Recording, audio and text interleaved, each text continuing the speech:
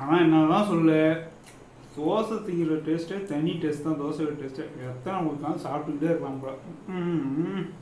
ரொம்ப டேஸ்டியா. ஐயா வணக்கம், எல்லாம் சாப்பிட்டீங்களா? இன்னும் சாப்பிட்லையா? அட போய் சாப்பிடுங்க. உலகத்தில் எத்தனை பிரச்சனை இருந்தாலும் சாப்பாடு தான் முக்கியம். சாப்பிட்டா தான் நல்லா இருப்போம். இருங்க யாரும் போயிடாதீங்க.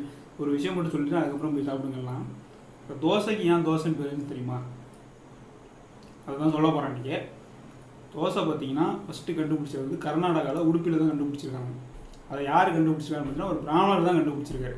அவருக்கு பார்த்தீங்கன்னா ரொம்ப நாளாக ஆசை இருந்திருக்கு மது சாப்பிட்லாம் அப்படின்னு சொல்லிட்டு. அதுக்காக என்ன பண்ணியிருக்காரு, அவரே தயாரிக்கணும்னு சொல்லிட்டு அரிசியை வந்து இதாக்கி கலவையாக்கி புளிக்க வச்சுருக்காரு. புளிக்க வச்ச அரிசியை வந்து செக் பண்ணி பார்த்துருக்காரு. ஆனால் அது மதுவாக மாறவே இல்லை. அதனால் என்ன ஆச்சுன்னு தெரியல, கடுப்பில் பார்த்தீங்கன்னா அந்த அரிசி மாவை எடுத்து அந்த கலவையை எடுத்து ஒரு சூடான பாத்திரத்தில் ஊற்றி சுற்றி பரப்பி அதுக்கு பேர் தோசை அப்படின்னு வச்சுக்கிட்டாரு. அதை தான் வந்து நாளடைவில் தோசை அப்படின்னு நம்ம கூப்பிட ஆரம்பிச்சிட்டோம். அதுதான் இப்போ நம்ம தோசை சாப்பிட்டுக்கிட்டு இருக்கோம். எல்லாம் போய் சாப்பிடுங்க. இருங்க இன்னொரு விஷயம் இருக்குது. இந்த இன்ஃபோ பிடிச்சிருந்துச்சுன்னா லைக் பண்ணுங்கள், கமெண்ட் பண்ணுங்கள், ஷேர் பண்ணுங்கள், மறக்காமல் சப்ஸ்கிரைப் பண்ணுங்கள்.